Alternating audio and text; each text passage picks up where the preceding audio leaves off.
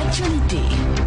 Nombreux sont les politicards. Quel est le regard que vous avez justement du contexte burkinabé en termes de liberté d'expression? On n'a jamais mené Norbert au tribunal parce qu'un article qu'il avait écrit était faux. Mais rares font de la politique. La nature est la horreur du vide. La mort du journaliste kamikaze parce qu'il a pratiquement offert sa vie pour qu'il y ait un changement. Nombreux ont de la prétention. Mais rares prennent des positions. Qui a été intermédiaire? Nombreux font des jugements. Mais rares ont la justesse. Toutes les femmes se battent autant que les hommes. Mais je dirais aussi qu'il y a des ministres hommes qui ne sont pas compétents mais qui sont là quand même. Ou bien.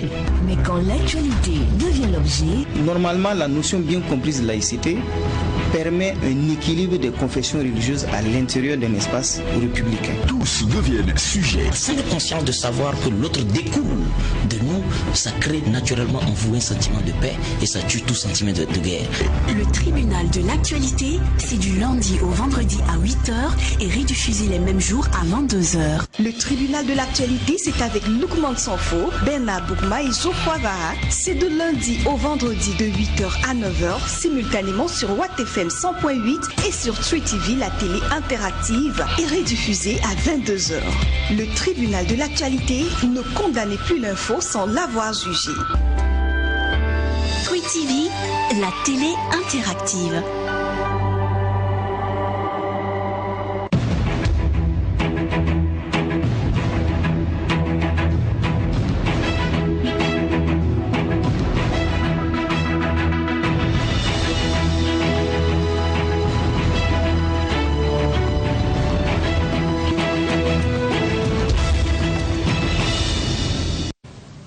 Mesdames, Messieurs, bonjour à tous et bienvenue à cette 4e convocation de la semaine de votre émission Le Tribunal de l'actualité.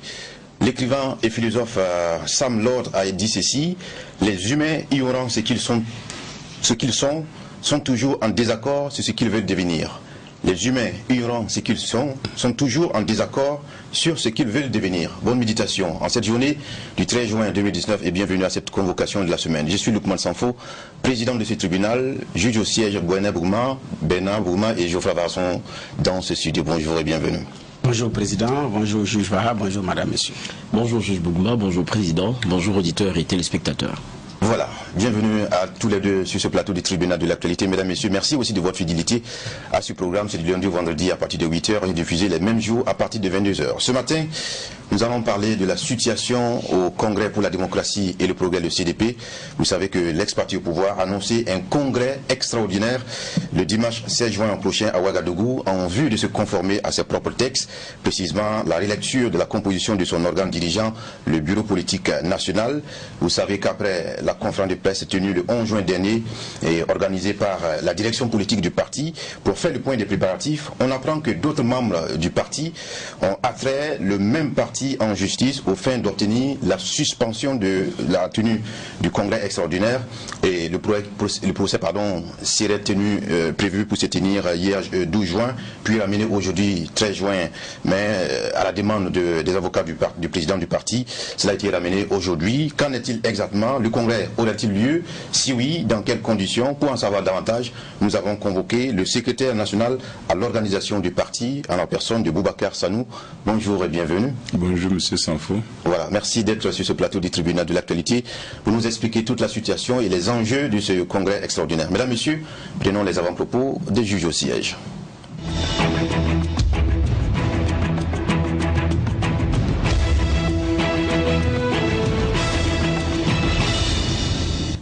Bienvenue à ce tribunal. Bernard Boukma, c'est à vous pour vos avant-propos. Mon avant-propos va concerner les États-Unis avec cette guerre déclarée par Obama sur le marché de la téléphonie, donc notamment Huawei, parce que le président a signé son décret le 15 mai qui interdit aux entreprises américaines d'utiliser du matériel de télécommunication fabriqué par des entreprises présentant un risque pour la sécurité nationale. Et donc, c'est un décret qui revient à interdire au groupe américain de faire affaire, donc naturellement avec le chinois Huawei Technologies. Et pour préciser encore, selon le secrétaire au Trésor Steven Mnuchin, il précise que c'est pour empêcher, donc ce décret, cette mesure empêchera la technologie américaine d'être utilisée par des entités étrangères d'une manière qui peut potentiellement nuire à la sécurité nationale américaine ou à ses intérêts de politique étrangère. Autrement dit, ces soupçons de fort espionnage sur le plan industriel, sur le plan politique, diplomatique, militaire, que les États-Unis effectivement ont pris leur responsabilité d'interdire la vente de ces produits-là à la firme américaine. Déjà hier en Europe, Apple a chuté, Huawei en phase d'être le premier téléphone. Ici, l'intérêt de mon avant-propos, ce n'est pas la publicité pour l'une ou l'autre marque, c'est les arguments avancés par les États-Unis. Alors pour certains, effectivement, qui sont dans des questions sécuritaires, ils estiment que effectivement cela permet les plateformes, donc à travers les connexions, les applications, faciliterait effectivement les espionnages à un certain niveau. Alors que au plan international, les uns les autres c'est ce qu'ils craignent le plus. Donc, que les autres soient en avance sur ce qu'ils sont en train de faire. Parce que, bon, sur Internet, vous avez tout, vous intégrez les données. Voilà. C'est comme ça que la Maison-Blanche, en son temps, avait piraté la présidence de Nicolas Sarkozy. C'était Sarkozy seul, d'ailleurs, qui n'avait pas pu être piraté parce que son ordinateur n'était pas connecté. Tous les autres ordinateurs qui étaient connectés à la présidence française en son temps ont été, toutes les données ont été piratées par un virus américain qui a été envoyé depuis la Maison Blanche pour pirater effectivement les machines, comme on le dit, de la présidence française. Donc c'est-à-dire c'est quelque chose de sûr. Donc les Américains savent de quoi ils parlent parce que c'est également leur jeu favori. Ils ont avec Israël également, à travers les pirates informatiques, tapé sur le programme nucléaire iranien avec Israël en son temps. On se rappelle de ce programme-là, enclenché par Bush mais terminé par Obama, qui avait d'ailleurs renforcé effectivement ce dispositif-là. Donc, c'est-à-dire, il y a une autre guerre qui se déroule en dehors des théâtres traditionnels d'opération, mais c'est sur Internet. Et cette guerre, elle est implacable, elle fait beaucoup de dégâts. Ça sonne en même temps comme un signe lointain et tout, mais par moments, c'est quelque chose d'assez important quand on sait que, pour terminer, WhatsApp avait été piraté à hauteur de plus d'1 milliard d'abonnés. Ça dit que ce n'est pas rien. Donc, au Burkina, nos frontières terrestres poreuses sur Internet, c'est encore grave. Donc ça sonne en même temps comme un signal d'alerte pour ceux qui nous gouvernent et ceux qui sont sur ces questions d'informatique d'ouvrir l'œil et de bon et de prendre les dispositions qui sont nécessaires. C'était ça mon avant-propos. D'accord, soyez-en remerciés de nous l'avoir partagé sur ce plateau. C'est au tour de Geoffroy Vara de partager son avant-propos. Merci Président. Mon avant-propos va concerner la Côte d'Ivoire et le Ghana qui ont décidé d'un commun accord d'arrêter sur le marché, d'aller sur le marché international pour la vente de leur cacao parce que non satisfait du prix qui leur est imposé. Donc ils veulent un prix plancher qui soit intéressant notamment pour ces matières premières là qui sont les leurs. Et c'est très intéressant parce que c'est quand même une première de voir, parce que c'est quand même aussi les deux premiers producteurs mondiaux de ces matières-là. Et ça nous donne la leçon de ce que on devrait comprendre que quelquefois, le moyen de pression qu'on a, on n'en a pas vraiment conscience. Tout n'est pas en termes de force dans la main de celui qui a l'argent.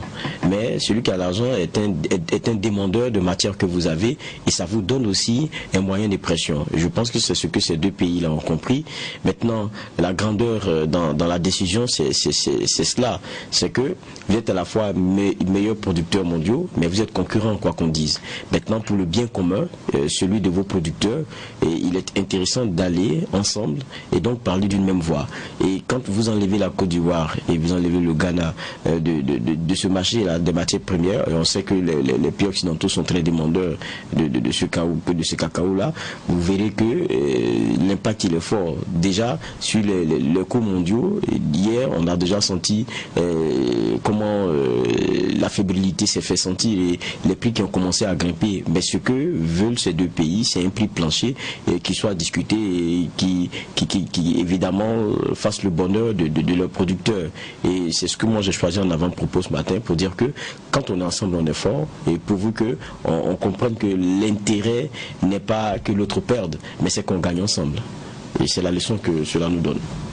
D'accord. Merci à tous les deux de nous partager vos avant-propos en cette journée du jeudi 13 juin 2019. Mesdames, Messieurs, à présent, on va s'entretenir avec le secrétaire national à l'organisation du Congrès pour la démocratie et le progrès du CDP, l'ex-parti au pouvoir au niveau du Burkina Faso.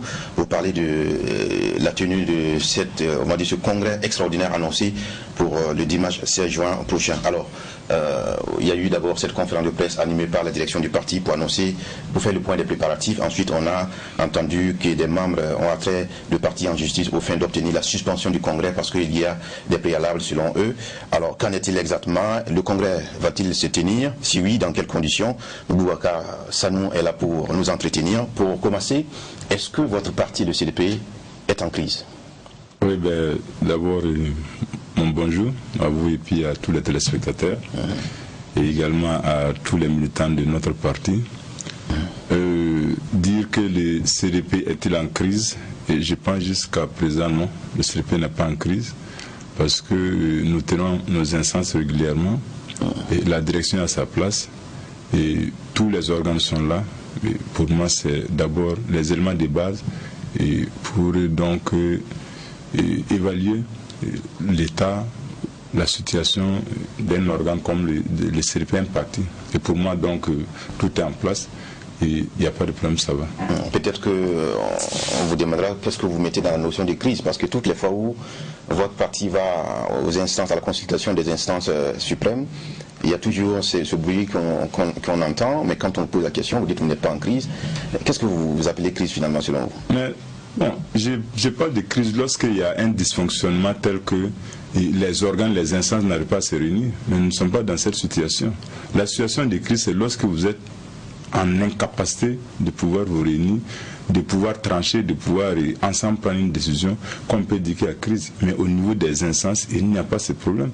Et effectivement, comme vous le dites, et si vous avez vraiment observé, et c'est à chaque fois que nous faisons face donc à une situation d'organisation d'une instance comme le Congrès ou autre, qu'il y a beaucoup de bruit. Et effectivement, c'est tout à fait normal parce que... Ce qui n'est pas le cas pour les autres partis qui oui, mais c'est pour vous dire que jusqu'à preuve du contraire, le CDP demeure une puissante arme et dont certains veulent disposer parce qu'ils savent qu'effectivement ça peut leur permettre d'atteindre leurs objectifs. Je pense que c'est la raison principale pour laquelle à chaque fois vous avez toujours ces bisbilles, ces petites bagarres pour le contrôle effectivement de l'organe. Mais bon, on finit toujours par s'entendre. Voilà. Bernard Bougman, pour des questions de généralité. Bon, des questions de généralité comme l'affaire en justice. Ma première question, c'est de savoir si votre congrès aura lieu. Nous sommes en pleine phase d'organisation matérielle de notre congrès. Et nous avons déjà pris toutes les dispositions matérielles. Nous avons institutionnel également, les dispositions ont été prises. Et les participants sont déjà visés et nous les attendons à partir de samedi. Pour nous, techniquement, matériellement, et nous sommes en phase et nous continuons notre organisation jusqu'à ce qu'une décision contraire vienne nous dire que vous devez arrêter votre organisation. Bon, je pose la question parce que vous parlez de techniquement et de matériellement alors qu'il y a une affaire devant la justice. C'est pourquoi je pose la question de savoir si finalement vous êtes toujours serein dans la même posture de départ. Je pense que pour des gens qui ont une certaine expérience de la gestion des choses, et quelle que soit la situation, c'est toujours de rester serein parce que aujourd'hui, même si nous décidons de freiner un peu l'organisation matérielle et qu'il n'y a pas de décision de justice ou bien la décision de justice nous est favorable, vous voyez que cela va nous mettre un peu en difficulté. Donc nous continuons notre organisation. Si la décision de justice nous est défavorable, nous arrêtons. Si elle nous est favorable, et cela va nous trouver donc en phase effectivement avec le chronogramme qu'on avait arrêté et également les conditions dans lesquelles on aurait souhaité que nos participants, nos congressistes soient, que nous soyons effectivement prêts à les accueillir dans ces conditions-là.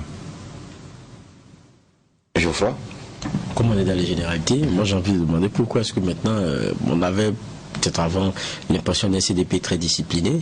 Aujourd'hui, on a l'impression que ça va un peu dans tous les sens, où le lait presque s'élave devant tout le monde. On a vu le dernier point de presse, notamment avec Achille, qui revenait sur les candidatures et autres choses. Bon, quelquefois, les autres sont ramassés du dos de la cuillère. C'est des choses qu'on voit et qu'on ne voyait pas avant le CDP. Qu'est-ce qui se passe? Bon, je pense que peut-être c'est la nature des personnes qui a changé et également le contexte. Sinon, ce n'est pas que les bisbilles au CDP sont nés aujourd'hui. Si vous prenez tous les partis politiques sur la place publique, je pense qu'en grande majorité, ces partis sont issus du CDP. Les contradictions ont amené bon nombre de gens à quitter et à aller créer leur formation politique. Nous sommes aujourd'hui dans une lutte de succession des générations parce qu'il y a des acteurs politiques qui dirigent les affaires du pays et du parti depuis la Révolution, depuis le DPMT, depuis le CDP, et qui aujourd'hui sont en phase ou sont dans une disposition où ils ont une nouvelle génération qui veulent qu'on passe la main, et souffre donc qu'il y ait de la résistance, parce que il n'est pas facile de dire à quelqu'un qui pendant 40 ans a donné instruction, qui pendant 40 ans a dirigé, de lui dire aujourd'hui de se reposer parce que d'autres personnes vont prendre les choses en main. Mais je vous dis également que le CDP c'est des milliers de militants, le CDP c'est des milliers de cadres, mais lorsque vous prenez la situation aujourd'hui à laquelle nous faisons face, peut-être que ceux dont on parle tant ne représentent même pas les millièmes, voire les 1 millionième des militants du CDP que nous avons. Donc pour nous, c'est vrai que avec la répercussion au niveau de la presse, ça donne l'impression d'un très grand échange, mais en réalité en interne, nous le minimisons parce que pour nous, il n'a pas d'impact sur le fonctionnement de nos organes. Je vous informe que nous avons 45 sections, 370 sous-sections et 9531 comités de base. Et à cela, donc, il vous ajoutez les autres organes. Mais si vous prenez tous les membres de ces différents organes, vous verrez qu'effectivement, ce qui se passe pour nous, c'est plus un effet médiatique qu'une situation réelle que nous vivons dans les partis. Bon, vous dites que c'est un effet médiatique et vous dites que vous minimisez, alors qu'au Burkina, l'expérience a montré que les gens s'identifient aussi à des hommes. Donc c'est un tel qui part avec son lot de militants, un aussi avec son lot de militants. Donc quelques personnes qui s'agitent ou qui font du mouvement, mais après c'est tout un départ massif à un moment donné. Donc est-ce qu'il n'y a pas lieu de regarder les choses avec beaucoup plus de recul que de dire que c'est quelques personnes? Parce qu'à Bobo, on a vu des cadres qui étaient aussi avec celui, par exemple, avec Cadre Désiré Ouedraogo qui a lancé son... Vous voyez, nous sommes dans une situation où je pense que tous les efforts ont été faits. Tous les efforts ont été faits, et par la direction du parti, et par le président d'honneur du parti. Si les gens aujourd'hui certains ne veulent rien comprendre, je pense qu'il nous est pratiquement impossible encore de faire mieux. Vous vous souviendrez qu'au sorti du congrès, le président Edy a été élu par 39 voix contre 33, et que tous ceux qui ont voté contre le président Edy ont été maintenus dans le bureau exécutif national. Il n'y a pas eu de chasse aux sorcières, il n'y a pas eu d'exclusion. Alors c'est ce qui même a amené le bureau exécutif national à 130 membres. Déjà, ça dit que les premiers gestes ont été posés. Lorsque nous sommes sortis du congrès, pour la mise en place du bureau politique national, cela a été de manière inclusive, avec la participation active de tout le monde. Nous avons arrêté le principe que les cadres d'une province gèrent les problèmes de leur province. Tous les documents sont là, les PV sont là. Personne ne s'est immiscé dans les affaires de personne. Nous avons laissé chacun faire ce qu'il voulait faire. Des positions ont été prises, notamment venant de Bobo. Le parti a dépêché une mission dirigée par un vice-président et deux membres du BN pour comprendre ce qui se passe. Le président du parti lui-même s'est déployé à rencontrer les gens pour essayer de comprendre quel est véritablement le problème. Mais tout a été fait. Les membres du Haut Conseil, ils sont là. Tous les acteurs sont là. Maintenant, lorsque vous avez en face de vous des gens qui ont déjà fait leur choix, je pense que maintenant vous observez et à la limite, s'ils décident de partir, on ne pourra pas les retenir. Mais nous avons souhaité, comme nous sommes sortis du Congrès, nous avons souhaité qu'ensemble, nous puissions cheminer ensemble. Mais si maintenant d'autres pensent qu'ils ne peuvent plus cheminer avec nous, nous ne serons pas vraiment, on ne peut pas les obliger à rester avec nous. Nous sommes dans cette situation. Et je pense que souvent, il est mieux que vous vous séparez, et peut-être pour que chacun puisse se reconstruire, que de rester ensemble dans une cohabitation des plus difficiles. Nous sommes dans une prédisposition à ce que nous sommes tous ensemble. Mais si certains pensent qu'aujourd'hui ils ne peuvent plus rester avec nous, on ne peut pas les retenir. Vous soupçonnez certains de vouloir partir? Non, on ne soupçonne personne, mais des actes, de l'observation que nous faisons dans de certains actes, nous sommes en mesure de nous poser certaines questions. À quelle fin? À quelle fin? Parce que tous les mécanismes de règlement des situations de crise dans notre parti existent. Nous avons d'abord le Haut Conseil composé des plus hauts cadres qui ont travaillé pour ce pays-là pendant des années. Les anciens présidents de l'Assemblée nationale, les anciens premiers ministres, les anciens ministres, présidents d'institutions, ambassadeurs, ils sont là. Il y en a qui sont pétris d'expérience dans la gestion des crises au niveau international. S'il y a crise, s'il y a contradiction entre nous, ils sont là. Au-delà d'eux, au niveau même du parti, nous avons la commission de contrôle de vérification, qui est un mécanisme de règlement en interne des contradictions entre nous. Et au-delà, nous avons le président d'honneur, qui est le président Compaoré, qui occupe une place de choix aujourd'hui dans nos textes. Et je pense que si entre nous, effectivement, à un moment donné, les contradictions atteignent un certain niveau, si le Conseil ne peut pas, si la commission de contrôle de vérification ne peut pas, je pense qu'en toute sincérité, tous que nous identifions au fondateur, au président d'honneur Blaise Compaoré, je pense que réellement il demeure le dernier recours. Et je ne sais pas si malgré tout ça, des gens trouvent que bon, ce n'est pas la peine. Je pense que souffrir que réellement on ne puisse rien faire d'autre. Alors, nous, on est pratiquement dans le sujet, apparemment. Oui, évidemment. Peut-être qu'une dernière question de généralité, parce que, comme vous dites, les préparatifs vont bon train, mais il y a quand même que la tenue du Congrès reste en pointillé, du fait qu'il y a cette décision de justice que vous attendez. S'il y a aussi un terme qui revient pratiquement sur toutes les lèvres, c'est le respect des textes. Voilà, vous êtes très regardant sur ces aspects-là. Aujourd'hui, on parle d'indiscipliné. Ça a été même répété à plusieurs reprises à la conférence de presse. Qu'est-ce que vous attendez pour sanctionner les personnes qui sont reconnues d'indiscipline au sein du parti, mais qui pourtant vaquent à leurs occupations, on peut les dire? Non, vous savez que nous sommes un parti politique, nous sommes des acteurs politiques. Et ce n'est pas administratif. Pour que dès que quelqu'un pose un acte, il faut le sanctionner tout de suite. Non, nous sommes en politique et nous pensons qu'il faut épuiser les voies de négociation, de recours, d'écoute, d'essayer de comprendre qu'est-ce qui peut amener tel camarade à avoir tel comportement. Et maintenant, au-delà de cela, parce que nous pensons qu'en politique, le temps finit toujours par avoir raison de certaines positions. Et donc, des camarades peuvent aujourd'hui ne pas comprendre, peut-être qu'il leur manque certains éléments, mais comprendre demain. Donc, du fait que nous sommes un parti politique, il faut d'abord que nous travaillons à ce que nous aurons à épuiser cette patience. Et également, en interne, il y a un mécanisme pour arriver à la sanction. Et le mécanisme passe par quoi? Le mécanisme passe par l'écoute, qui est la commission de contrôle de vérification, qui est une structure indépendante dont le président est élu lors d'un congrès.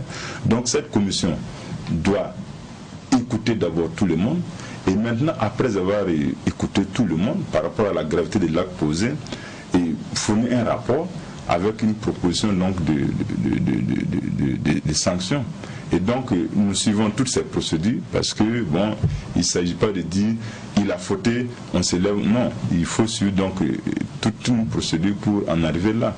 Et il y a certaines sanctions qui ne peuvent pas être prises par le bureau exécutif national, qui ne peuvent être prises que par le bureau politique national ou par le congrès. Donc c'est un processus qui est en cours. Donc c'est pas la volonté qui manque. Non, c'est pas la volonté qui manque. Et nous le disons, et nous sommes en face d'acteurs politiques qui ont eu un certain passé, qui ont joué un certain rôle, et nous pensons, quel que soit ce qui peut nous opposer, nous devons avoir de la considération et du respect pour ces personnes. Donc c'est vrai que certains agissent, peut-être on pourrait dire bon, il faut non. Nous pensons que c'est des doyens, c'est des aînés, et nous leur devons respect et considération. Et voilà pourquoi donc nous allons doucement.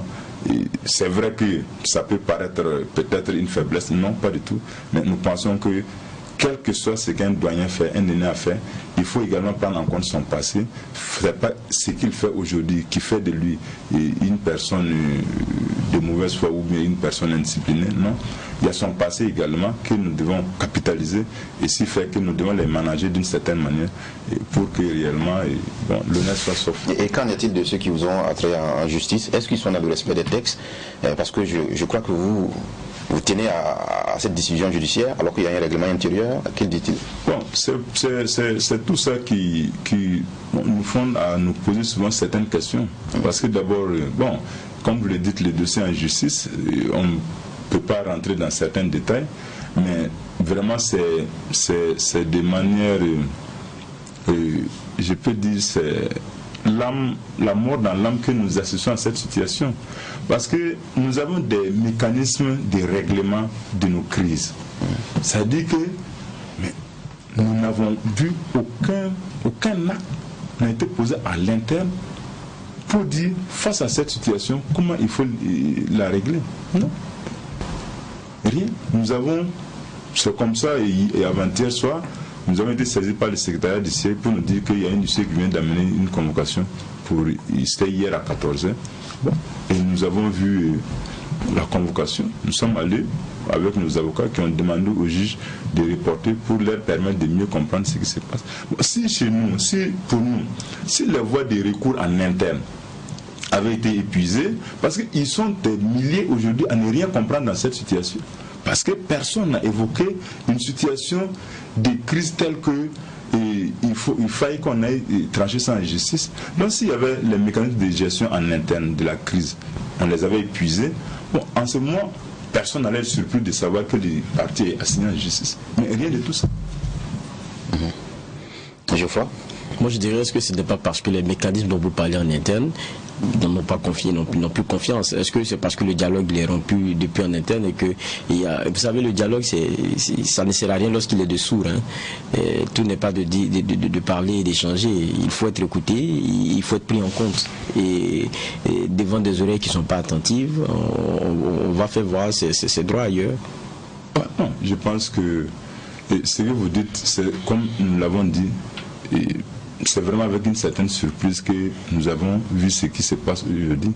C'est-à-dire que lorsque vous prenez les plaignants, c'est parce qu'on ne veut pas rentrer dans certains détails.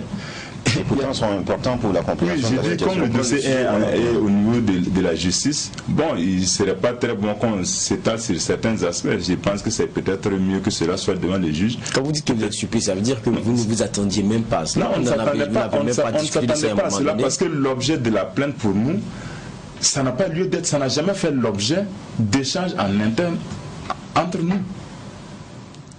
Puisque l'objet c'est quoi? C'est d'abord la qualité des participants. Je pense que pour la qualité des participants, les textes sont là.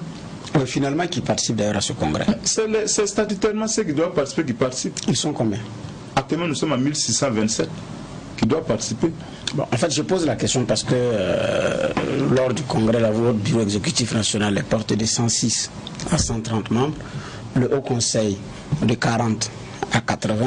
Quand vous faites l'évaluation, vous êtes déjà à 672 membres. Ça, c'est le bureau politique. Au niveau du bureau politique national. J'arrive.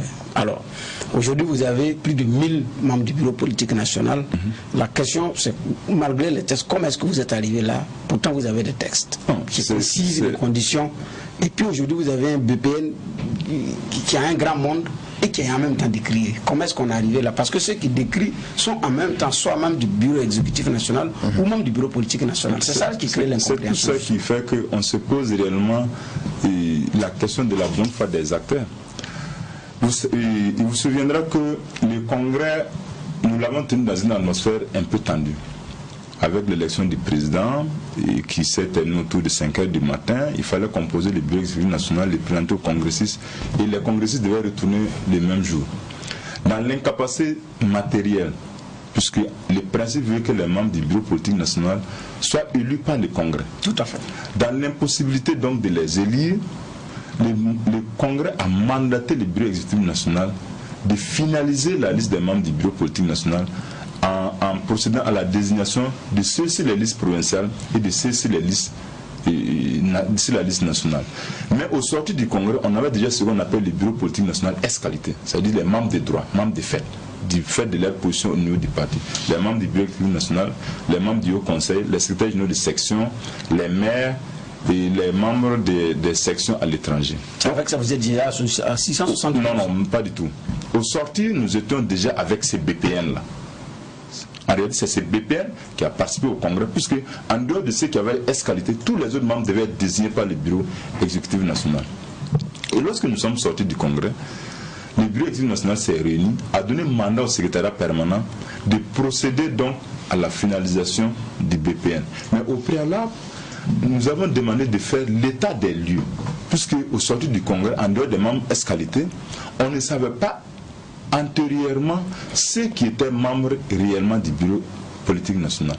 Nous avons pris les listes de 2012, nous avons pris les listes de 2015, parce que les archives de 2015, on ne les a même pas. Voilà. Il se trouve que celui qui était le secrétaire général du parti est parti avec nos archives. Donc nous avons essayé, en faisant appel à nos mémoires, en rencontrant les cadres du parti, en rencontrant les secrétaires généraux, en rencontrant les membres du bureau exécutif national, nous avons dressé une liste qui nous a mené, en plus des membres S-qualité, plus les anciens membres du BPN de 2012-2015, nous sommes retrouvés en identifiant les gens 672. Mais en faisant le point de 672, nous nous sommes rendus compte que pratiquement plus de la moitié, puisque nous avons créé le concept de membres actifs et de membres inactifs. C'est-à-dire les actifs, c'est ceux qui participent, les inactifs, c'est ceux qui disent on est avec vous mais qui ne viennent pas aux réunions, ou qui cotisent mais qui ne viennent pas aux réunions.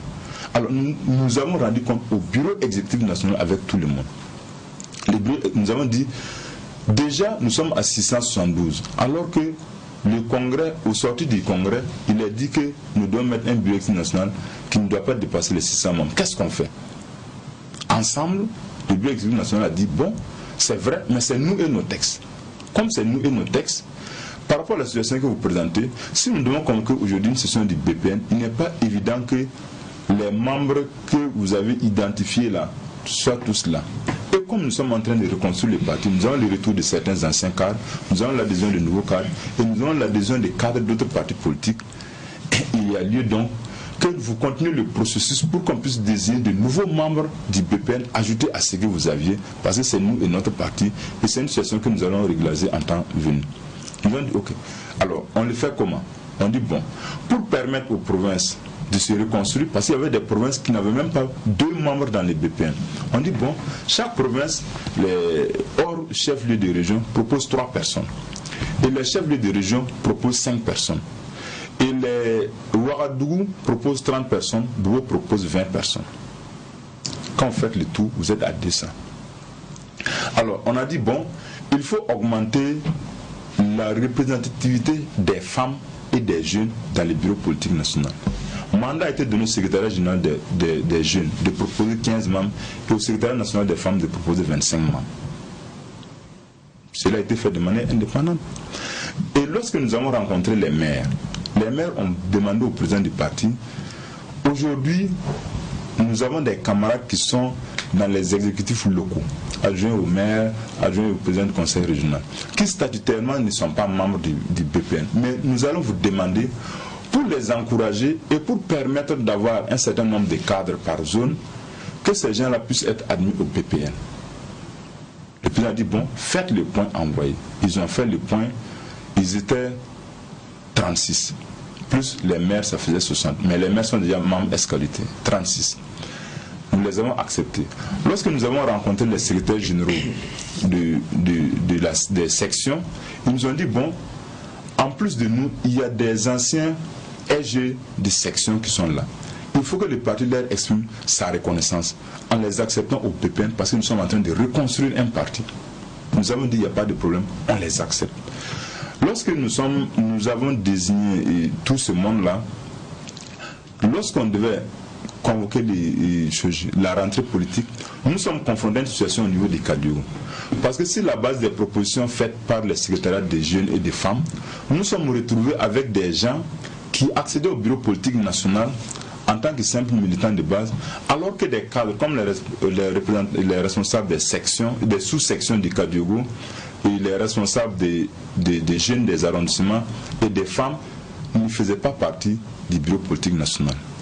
Ceux du Kédougou sont venus poser cette doléance. Qu'est-ce qu'on en fait? Parce qu'il ne serait pas intéressant que ce soit un militant de base qui soit faire le point d'une session du bureau politique national au secrétaire général de sa sous-section. Nous avons dit, ok, effectivement, ça tient.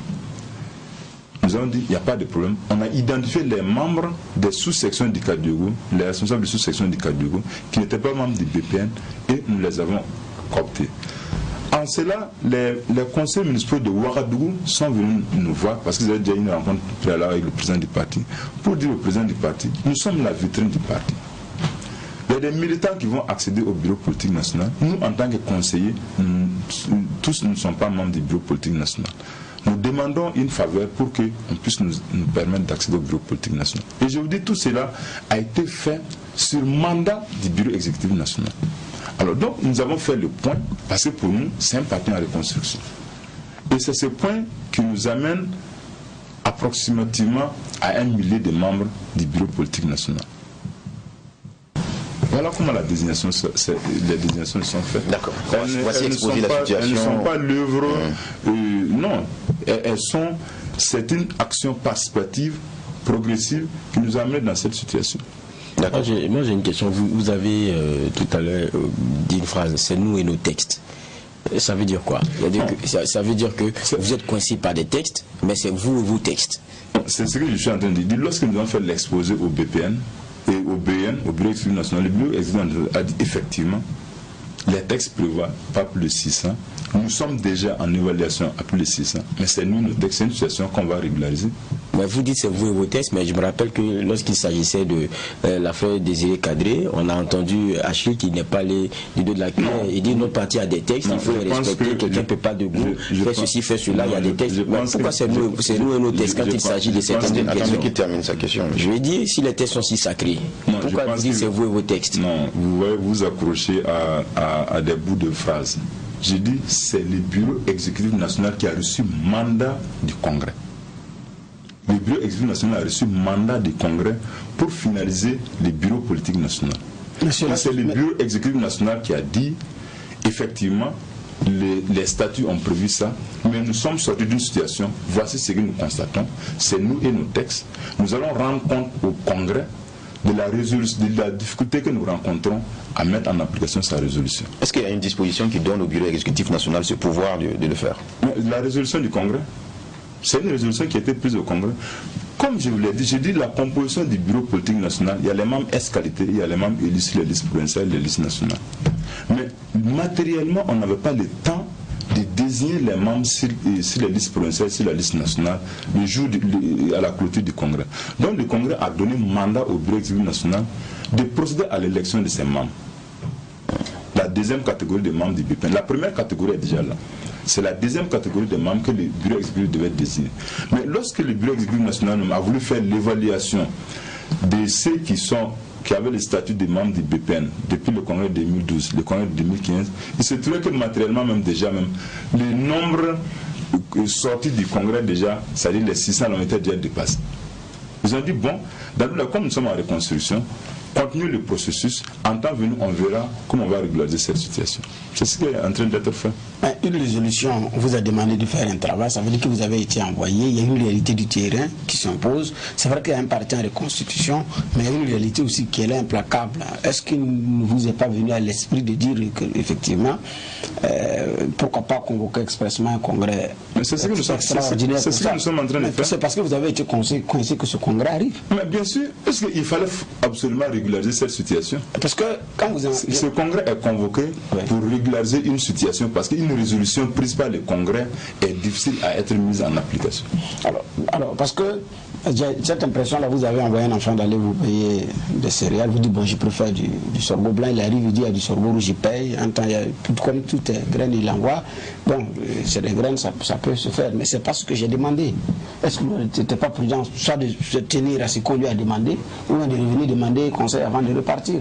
Parce que quand vous dites, nous avons rencontré les anciens maires, après il y a telle couche qui nous a approchés, après il y a telle couche qui nous a approchés, bon, il ne restait que les anciennes gloires des étalons, vous nous dites également qu'ils étaient cédés. et puis viennent entrer dans le BPN pour soutenir parce que c'est un parti en reconstruction. Est-ce que vous n'avez pas manqué de prudence quand même à un certain niveau? On peut le dire, ça on ne le remet pas en cause. Mais je vous dis que le terme régularisation est un terme qui existe. Et dans le vocabulaire politique, dans le vocabulaire administratif.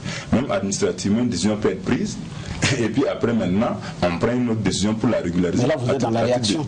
Oui, mais bien sûr, on ne le refuse pas. Nous ne le refusons pas. Mais je vous dis que nous sommes dans une dynamique. Et nous sommes un parti politique. Et un parti politique, c'est d'abord essayer d'avoir le maximum d'électeurs. Quitte à ne pas respecter ses propres textes. Non, pas du tout. C'est ce que je suis en train de vous dire. Si nous n'avions pas la volonté de respecter nos propres textes, on ne serait pas allé à un congrès extraordinaire. Mais est-ce que vous êtes allé au congrès de bon gré? C'est malgré vous?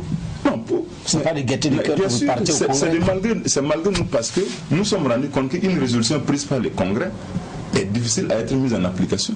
Pourtant, vous êtes en train de vous l'avez même appliqué puisque non, vous avez fini votre... Mais bien sûr, lorsque nous avons fini de désigner les membres, nous sommes rendus compte qu'effectivement, ils ne cadrent pas avec la résolution du congrès, ils ne cadrent pas avec ce qui est contenu dans les statuts. Donc, conséquent, il faut qu'on convoque les mêmes congrès pour dire, vous nous avez donné une résolution de mettre en place un bureau politique national de plus 600 membres, mais la réalité aujourd'hui est que il nous est difficile de respecter cette mise en place du bureau politique national de 600 membres. On fait comment? Voilà. Et le Congrès va dire, bon, je vous instruis de rester aux 600 membres, on prend acte. Le Congrès dit, bon, en ce moment, il faut que le Congrès va nous définir des critères pour qu'on arrive, pour qu'on écarte certains, où le Congrès dit, bon, je prends acte du fait qu'effectivement, moi-même, au sorti du Congrès, je n'ai pas une situation très claire des membres du bureau politique national qui me composaient. Je vous donne mandat donc à régulariser la situation. C'est tout. Non, mais si vous reconnaissez. Oui, allez-y. Voilà, je voulais poser la question parce que s'il dit qu'il reconnaît que ce Congrès extraordinaire comme une réaction à ceux qui les accusent de manœuvres illégales, parce qu'on parle de recrutement frauduleux, il ne faut pas le nier, c'est ce que disent les autres. Alors, si vous reconnaissez qu'il y a cette situation qui vous amène au Congrès extraordinaire, pourquoi ne pas prendre en compte justement leurs avis? Parce qu'ils disent qu'il faut qu'on regarde clair pour que des personnes ne viennent pas siéger à nouveau dans ce bureau politique national alors qu'ils n'ont pas qualité. Bon, pourquoi vous obstinez à aller forcément alors qu'il y a même... Je pense que j'ai expliqué les mécanismes de désignation de ces membres du bureau politique national. Ceux qui parlent de recrutement frauduleux, qu'ils donnent les noms de ceux qui sont rentrés frauduleusement dans le BPN. Moi, je vous dis que c'est inclusif. Un des plaignants, lui-même, a envoyé 65 noms pour qu'on les mette dans le bureau politique national. Un des plaignants. Comment il s'appelle? Je ne veux pas vous donner son nom. Je pense que, est-ce que c'est dans tous les cas, je ne sais pas. Un des plaignants est lui-même secrétaire général de la section provinciale de sa province et lui-même, il a procédé à la désignation des nouveaux membres du BPN. Alors, qui a mis frauduleusement qui? Effectivement, il y a des noms frauduleux. C'est comme je l'ai dit. En interne, vous cessez la commission de contrôle de vérification. Si les 1000 membres du bureau politique national, nous soupçonnons ces gens-là d'être rentrés frauduleusement. C'est plus honnête, c'est plus franc. Mais dites qu'on nous donne un seul nom de quelqu'un qu'on soupçonne d'être rentré frauduleusement dans ce BPN. Mais ce qu'ils ont proposé pour qu'on les inscrive au BPN, nous avons la liste, les documents étaient signés même de leur main. Dès alors que vous avez dépassé le seuil de 600 membres, tous ceux qui viennent après sont des illégaux, on peut le dire. Bon, je vous ai dit que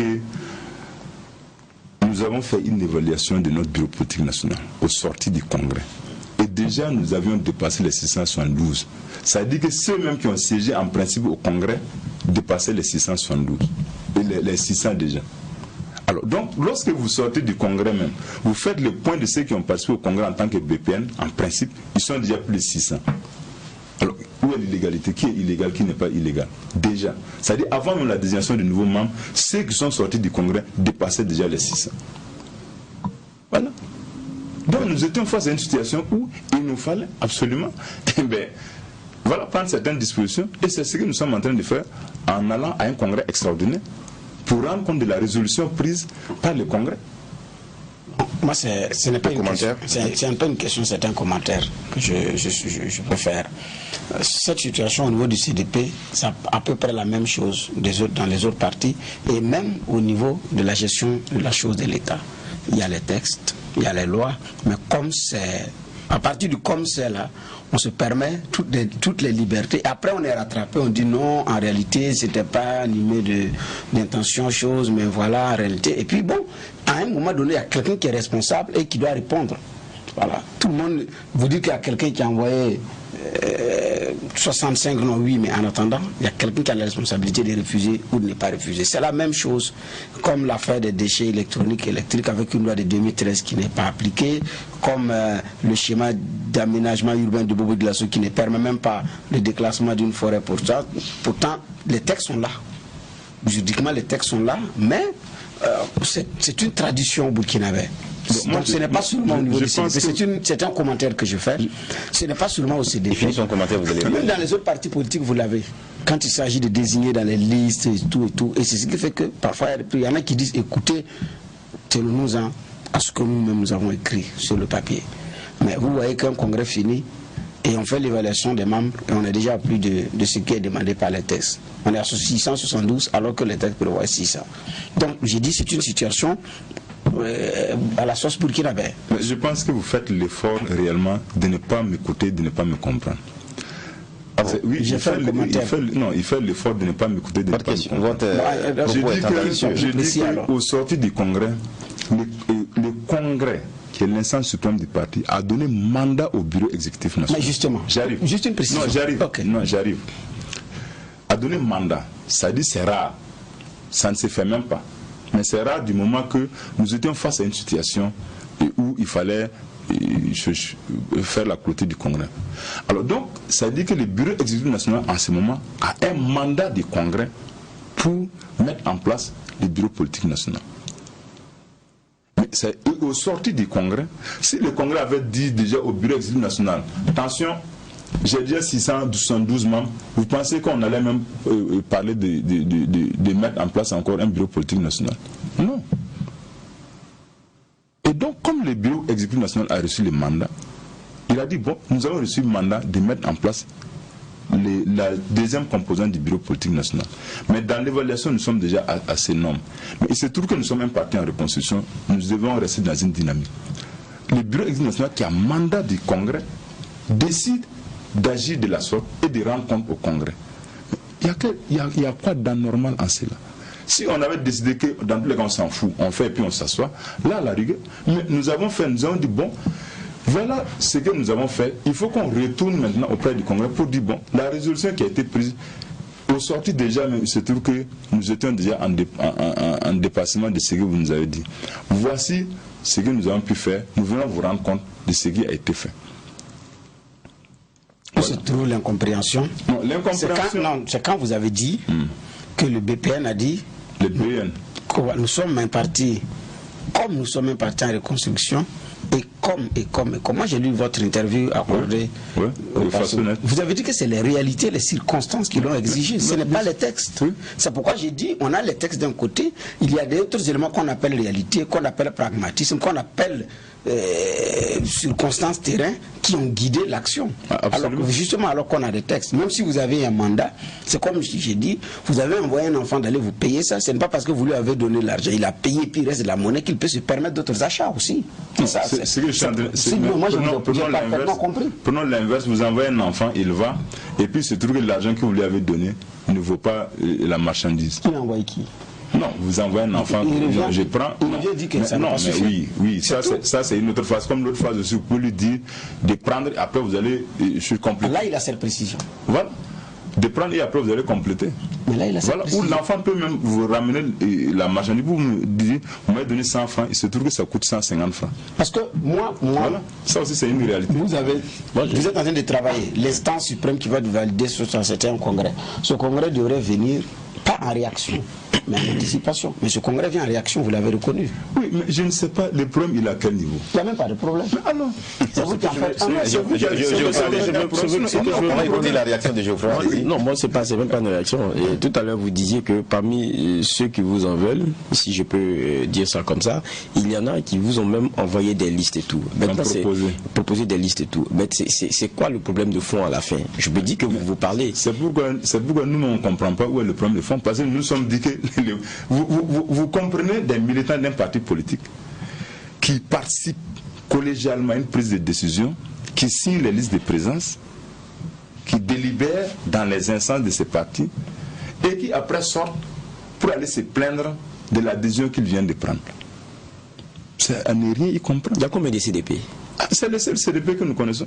C'est pourquoi je dis que si ça avait été un problème, et si on avait épuisé les voies de recours en interne, on aurait pu comprendre que comme on n'avait pas à se comprendre en interne, on sort avec le problème au grand dehors. Ma question, vous avez ri, mais c'est pas fortuit. Quand j'ai demandé à combien de CDP, il y en a qui ont dit CDP de Blaise, il y en a CDP 2, j'ai dit moi il y a combien de CDP ici. On a un seul récépissé délivré par le Maté2. Avec comme président Edi Komboyo. À sa démission est signée en bas, vive le CDP de Blaise Compaoré. Oui, c'est que malheureusement aussi, et par rapport aux agissements de ceux qui disent vive le CDP de Blaise Compaoré, il se trouve que le président fondateur, le président d'honneur, Blaise Compaoré, est là. S'il se trouve que nous avions une difficulté quelconque, et comme c'est le CDP de Blaise Compaoré, je pense qu'au lieu d'aller en justice, c'était mieux qu'on se réfère à Blaise Compaoré, parce que c'est son CDP. Mais malheureusement, nous avons vu que ceux qui disent CDP de Blaise Compaoré ont royalement ignoré aujourd'hui le président Blaise Compaoré, ont royalement remis en cause même les orientations du président Blaise Compaoré pour se retrouver devant la justice. Vous parlez d'orientation de Blaise Compaoré au moment où ce monsieur accuse le président du parti du Komboyo d'avoir rédigé la note. Vous voyez, vous rendez compte de à quel niveau on ramène le président Blaise Compaoré? Ce sont vos militants. Il y en a qui ont claqué la porte. Oui, c'est ce que je dis maintenant. Si vous avez un militant d'un parti qui dit qu'il se réclame du fondateur de ce parti et que ce président appose sa signature sur un document quelconque, fut-il, comme ils le disent, fut-il avoir été écrit par qui que ce soit, du moment qu'il a posé sa signature, ça veut dire que ça emporte entière adhésion de sa part. Et que ceux qui se réclament de lui, ceux qui disent que c'est lui le fondateur, c'est lui le président d'honneur, viennent à remettre en cause sa capacité à prendre une décision. Parce que le document, s'il a signé, c'est qu'il adhère entièrement. Est-ce qu'il a vraiment signé? Certains disent qu'ils doutent. Et également, je pense qu'il y a des voies de recours en la matière. S'il doute, qu'il retourne voir le fondateur. C'est le président Compaoré, il est là. Je pense que ses portes sont ouvertes et je pense qu'à chaque fois que les gens ont eu besoin de lui, ils sont allés le voir. Si vous doutez du président Compaoré, je pense que lorsque nous rentrions au Congrès, le président du parti est allé, il est revenu avec un document signé du président Compaoré par rapport à la désignation du président du parti, comment il le souhaitait. Certains acteurs ont dit qu'ils ne sont pas d'accord. Ils sont repartis voir le président Compaoré avec les arguments qu'ils avaient. Et le jour même de l'ouverture du Congrès, le président Compaoré a fait parvenir une autre note. Alors, donc si les gens pensent que les documents, et ce que je vais vous dire, lorsque le président du parti est parti voir le président Compaoré par rapport à la tenue du Congrès qui était prévue pour le 14 avril, le président Compaoré a fait une adresse où il demandait de lui accorder un temps de réflexion. Et en ce moment, personne n'a remis en cause l'authenticité de la lettre. Personne n'a remis en cause que la lettre a été signée par le président Compaoré et personne n'a dit que c'est sous la dictée de X ou Y que le président Compaoré a signé le document. Mais 2 mois après, jour pour jour, le même président Compaoré rappelle le même président du parti pour dire j'ai pris le temps de la réflexion et voilà mon adresse au bureau exécutif national. Il amène cette adresse cette fois-ci. Ceux qui avaient applaudi la première adresse disent que non, que ce document-là aujourd'hui-là, et ils doutent de son authenticité, ils doutent même du contenu de son document.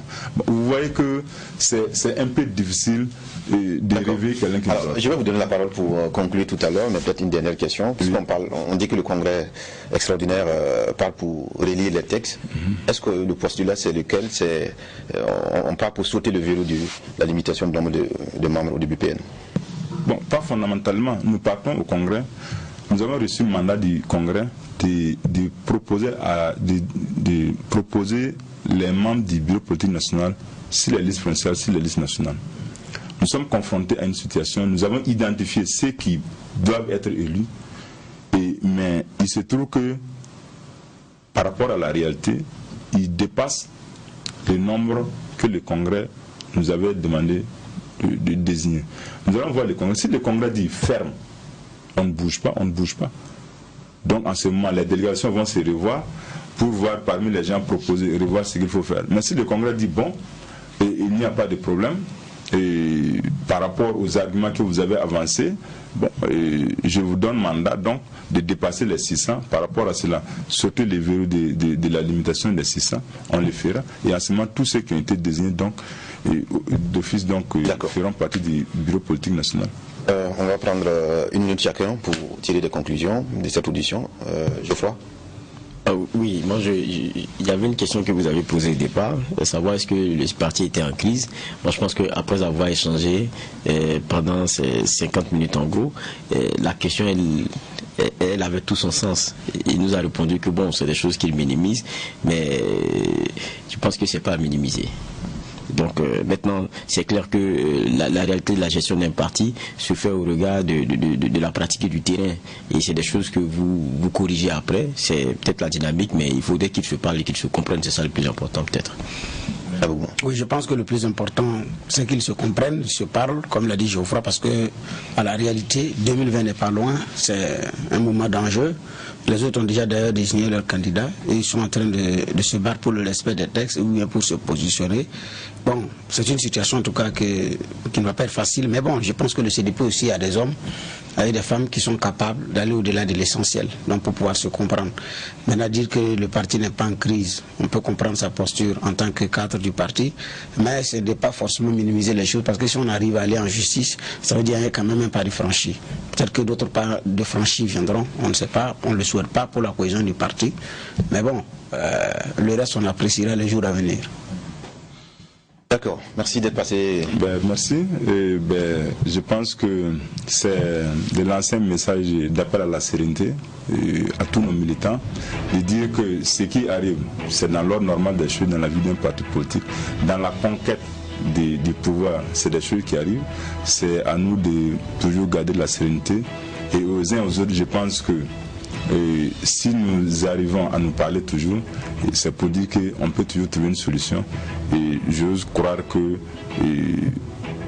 les procédures judiciaires vont passer et que nous allons nous retrouver toujours entre nos militants du parti et pour en tout cas répartir la conquête du pouvoir. Parce que l'enjeu principal, ce n'est pas que ce soit X ou Y qui soit à la tête du parti. L'enjeu principal donc c'est de permettre le retour du parti aux affaires et je pense que chacun a cela comme souci. D'accord, merci à vous Boubacar Sanou, secrétaire national chargé à l'organisation du parti, le CDP, le Congrès pour la démocratie et le progrès. C'est vrai que c'est l'avis de votre parti, mais nous suivons de très près en tout cas son évolution. Nous attendons déjà le procès de ce jour pour voir à quel sens en tout cas va prendre la justice dans la saisine qui a été faite. Nous espérons que vous pourrez vous entendre, vous accorder comme l'ont dit les juges et que pour le bonheur de votre parti. Mesdames, Messieurs, on s'arrête là pour aujourd'hui. On vous retrouve demain, vendredi, pour la dernière convocation de la semaine. Que la paix nous fasse la guerre, que la guerre nous fasse la paix. Au revoir.